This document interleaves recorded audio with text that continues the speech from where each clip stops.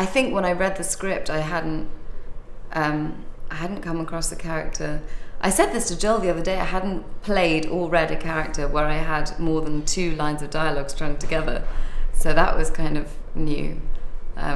We had this whole scene in Washington Square Park where I was ranting away, and it was this whole paragraph, and I thought, I can't remember the last time I had more than a couple of lines, and then like tears and crying and kissing or something.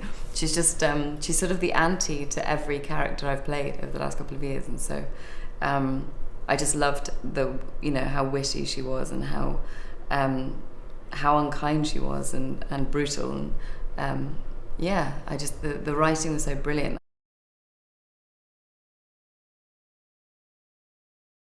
She has a real romanticism about their lives, this group of musicians together, and I think she has more faith in him than pretty much anyone, so she really thinks that he can make it.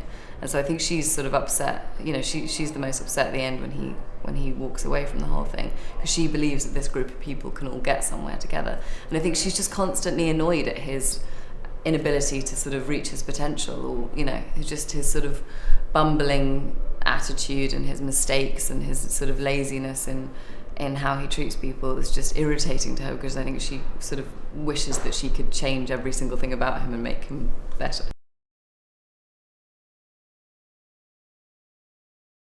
I don't ever really tend to study the picture as a whole. Like I always walk into things based on a couple of factors, and it's usually directors and and the character, and obviously the people I got to work with are amazing, but the opportunity to work in a Coen Brothers film, comes along once, or 5 times if you're John Goodman, but once if you're just a regular, normal, lucky person. So I just wanted to be in one of their visions, and I didn't really study what it was going to be, and I can't really imagine it, and I never watch the monitor, and I want to be sort of surprised, but it's the coolest job I've ever had.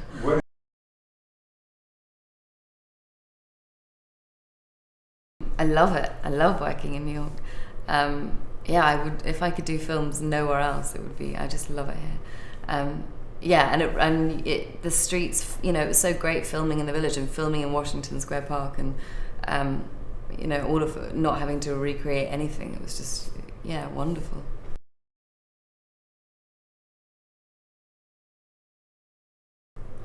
I think. The music in this film is a huge part of it. I think it's going to be, aside from the film, going to be one of those soundtracks that stays in people's lives forever, like Oh Brother. That's the soundtrack that me and my friends have as one of our, it's like inspirational and influential to all of us, and especially my musician friends. So I think that music side of it's going to be one side, and then their film, I can't even, it's impossible to describe. It's just like this little, it's not big, and it's not really there's no sort of, it's just this sort of wandering tale of a really sort of empathetic, like kind of delicious character.